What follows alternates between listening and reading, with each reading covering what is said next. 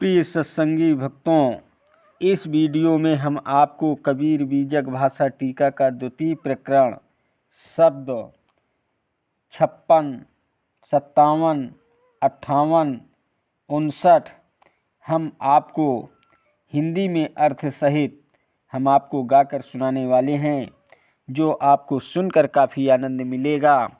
Video के last date तक ज़रूर बने रहिएगा ताकि आपको सारी जानकारी सही तरीके से मिल सके, और बेल वाली घंटी दबाना मत भूलें ताकि आपको सारी नोटिफिकेशन हमेशा मिलती रहे। तो प्रिय भक्तों, सुनिएगा, ज़रूर सुनकर आपको आनंद मिलेगा। नर को नहीं परतीत हमारी, झूठा बनिज कियो झूठे सो, पूज्य सबन मिलिहारी। अखट दर्शन मिल पंथ चलायो, तेरे देवाय अधिकारी। राजा देश बड़ो पर पंची, रैयत रहत उजारी रे। अवितते उतते इत रहू, यम किय साण सवारी रे। ज्यों कपि डोर बांधु बाजीगर, अपनी खुशी परारी रे। इहें पेड़ उत्पत्ति पर लय का, विषया सब विकारी रे।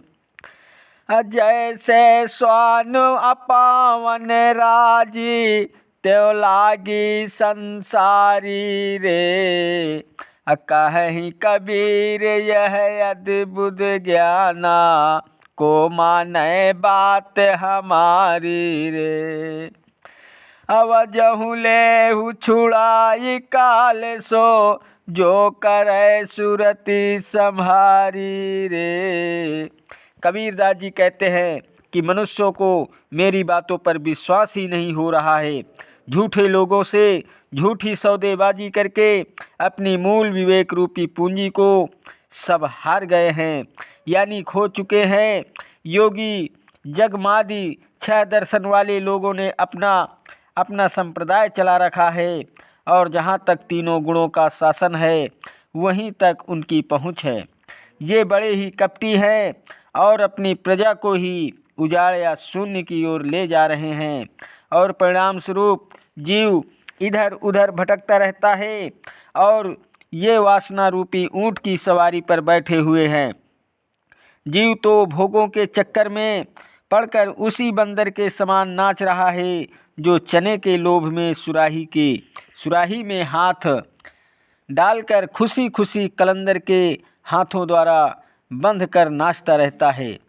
कबीरदास जी कहते हैं कि निज स्वरूप की भूल या विषयासक्ति ही जन्म मरण का वृक्ष है, क्योंकि हमारे ही सारे विषय विकार पूर्ण है, चाहे वो स्थूल हो या सिद्धि सिद्धि वाले हों। सांसारिक मनुष्य उस कुत्ते के समान हैं, जो गंदी हड्डी चूस कर भी खुश रहते हैं, अर्थात मलिन भोगों में लीन हैं। सद्गुरु कहते हैं कि मेरा ज्ञान इन लोगों को आश्चर्यजनक लगता है, इसलिए मेरी बात कौन माने।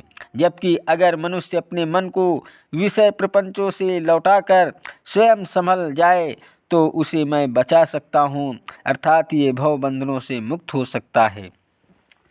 ना हरि भजसी ना आदत छूटी, अशब्द ही समझ सुधारत नाही। आंधर भय ही अहू की फूटी, पानी माही पसाण की रेखा। ठोकती उठे भभूकारे, असहस घड़ा नीति उठी जल ढारे। फिर सूखे का सूखा रे, असे तही से तिसितंग भव। सैन बाढ़ु अधिकाई रे, अजो सन्निपाति रोगियन मारे। सो साधुन सिद्धि पाई रे। अनहद कहत कहत जग बिनिसै, अनहद श्रेष्ठि समानी रे। निकट पयानायमपुर धावै, बोले एक बानी रे। सतगुरु मिले बहुत सुख लही है, सतगुरु शब्द सुधारै रे। कहीं कबीर ते सदा सुखी है, जो यह पद ही विचार रे। कबीरदास जी कहते हैं कि जब तक मनुष्य आत्मचिंतन रूपी हरि भजन नहीं करता, उसकी गंदी आदतें नहीं छूटती, अर्थात ये स्वयं निर्णय शब्दों को नहीं समझता, तो सुधार कैसे संभव होगा। बाहरी नेत्र तो फूटे ही है, वो विवेक विचार रूपी भीतरी नेत्रों से भी अंधा है। जैसे कोई पत्थर का टुकड़ा हजारों वर्ष पानी में रहने के बाद भी चोट मारने पर आग उगलता है, वैसे ही 50 वर्ष ज्ञान की वाणी पढ़ने सुनने के बाद भी साधकों को उनका दोष बताया जाए तो वे आग बबूला होने लगते हैं, अर्थात क्रोधित हो जाते हैं।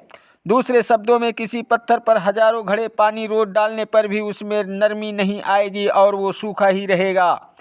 इसी प्रकार कई लोग ऐसे हैं जिन्हें हजार समझाने पर भी अपनी अकड़बाजी नहीं छोड़ते हैं। मनुष्य के बाल पहले काले फिर उजले हो जाते हैं और फिर एकदम उजले हो जाते हैं और अंग भी शिथिल हो जाता है और तब आलस निद्रा भी बढ़ जाती है और काम क्रोध लोभ मोह रूपी सन्निपात भी पीड़ित करता रहता है। परंतु साधक मार्ग बदलकर अर्थात काम को भक्ति में, क्रोध को वैराग्य में और लोभ को ज्ञान में बदलकर अपने मन को शुद्ध कर लेते हैं। कबीरदास जी कहते हैं कि मनुष्य ज्ञान का वर्णन तो करता है परंतु वैसा आचरण नहीं कर पाता और उसी कारण पतन की ओर अग्रसर हो रहा है, क्योंकि ज्ञान की सीमातीत स्रोत श्रेष्ठ सत्ता में ही तो है।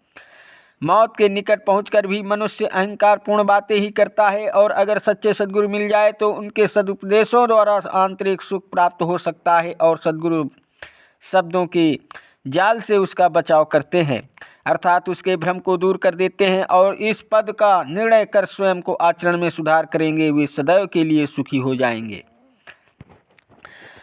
नर हिरि लागी दो विकार बिनु ईंधन, मिलै न बुझावन हारा। अब मैं जानो तो ही से व्यापै, जरत सकल संसारा। पानी माही अग्नि को अंकुर, जरत बुझावे पानी। एक न जरै जरै नौ नारी, युक्ति न काहू जानी। सहर जरे पहरू सुख सोवे, कहें कुशल घर मेरा रे। अपुरिया जरे वस्तु निज उबरै, विकल राम रंग तेरा रे। कुबजा पुरुष गले एक लागा, पूज न मन की सरधारे।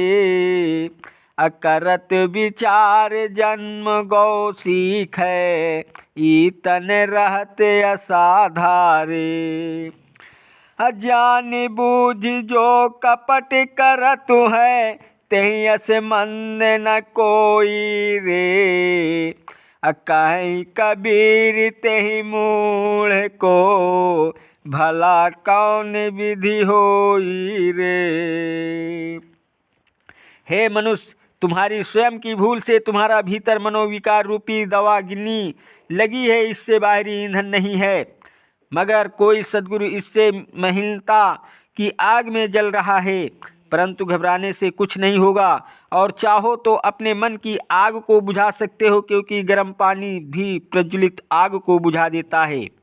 चूँकि पानी शीतल है इसलिए उसका असर शीतल ही रहेगा। इसी प्रकार से ग्रस्त मनुष्य स्वरूप चेतन के द्वारा विकारहीन हो सकता है, क्योंकि स्वरूप चेतन विकारहीन है। आश्चर्य की बात तो ये है कि 9 नाड़ियों की यह काया जल जाने के बावजूद मनुष्य के मन की वासनाएं नहीं जलती, और अगर वासनाएं ज्ञानाग्नि द्वारा जल जाए तो जीव का उद्धार हो जाए, परंतु इस युक्ति का ज्ञान सबको नहीं है। अर्थात शहर में आग लगी हो और पहरेदार सोते हो और जगाने पर भी कहे कि मेरा शहर सुरक्षित है, तो ये लापरवाही ही तो है। दूसरे शब्दों में, मनोविकारों रूपी आग में जलने वाले साधक हृदय को समझाने पर भी वो अपना कुशल मंगल ही बताता है, तो वो उसी की भूल है। कबीरदास जी कहते हैं कि आत्मा रूपी राम तेरा मन उद्विग्न है, तू वासनाओं की त्याग कर दे, क्योंकि वासनाओं की गांठ या पुड़िया जल जाएगी तो अपने आप तेरा उद्धार हो जाएगा। जिस प्रकार से नपुंसक स्वरूप पुरुष किसी नव युवती को संतुष्ट नहीं कर सकता, उसी प्रकार से जड़ देवी देवता साधक को आत्मसंतोष नहीं कर दे सकते हैं। मनुष्य जीवन भर अपने कल्याण के लिए योजनाएं बनाता रहता है और कभी भी सक्रिय कदम नहीं उठा पाता तथा साधनाहीन जीवन असंगत ही रह जाता है। इसी प्रकार जो लोग अपने आप से जानबूझकर कपट करता है, अर्थात माया मोह के धोखे में पड़ रहा रहता है, वही सबसे बड़ा अधम है। कबीरदास जी कहते हैं, ऐसे मूढ़ का उद्धार किस प्रकार संभव है। माया महाठगनी हम ज्ञानी, अत्रिगुणीय फांस लिए कर डोले, बोले मधुरिया बानी, केशव के कमला हुए बैठी, शिव के भवन भवानी है। पंडा के मरथ हुए बैठी, तीरथ हूँ मैं पानी रे। अयोगी के योगिन हुए बैठी, राजा के घर रानी रे। काहू के हीरा हुए बैठी, काहू के कौड़ी कानी रे। भक्ता के भक्तिन हुए बैठी, ब्रह्मा के ब्रह्मानी रे। कहीं कबीर सुनो हो संतो, ई सब कथ कहानी रे। कबीरदास जी कहते हैं कि माया महाठगनी है। यहाँ मैं भली भांति जानता हूँ, ये त्रिगुण आत्मा रूपी फंदा लेकर घूमती रहती है और मीठी बातों में जीव को फंसाती रहती है। यही नहीं, ये तो केशव के घर में कमला, शिव के घर में पार्वती और ब्रह्मा के घर में सरस्वती बनकर बैठी हुई है। अरे ये तो पंडा पुजारी के घर पर मूर्ति बनकर और तीर्थों में पानी बनकर लोगों को छलती है, और यही माया साधु सन्यासियों की दासी बनकर उन्हें भी छलती है। और तो और यही माया राजा के घर में रानी बनकर छल रही है। कबीरदास जी कहते हैं कि माया ठगनी किसी के घर में हीरा बनकर तो किसी के घर में कौड़ी बनकर छलती है, और भक्तों के घर में भक्तिनी बनकर उन्हें बांधती है। सद्गुरु आगे कहते हैं कि हे संतों, माया की कहानी अकथनीय है, इसलिए मेरा कहना मानो और सावधान हो जाओ, क्योंकि यह अनेक रूपों में जीवों को बांधती है। प्रिय भक्तों, अगला शब्द हम आपको अगली वीडियो में हम आपको गाकर सुनाएंगे। तब तक के लिए हमारे अगले वीडियो का इंतज़ार कीजिएगा।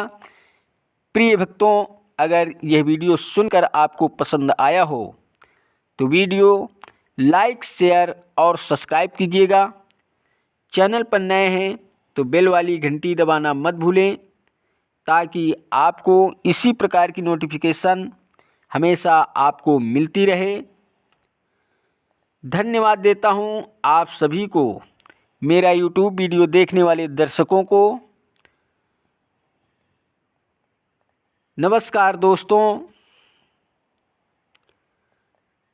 जय हिंद, जय भारत, वंदे मातरम, वंदे मातरम।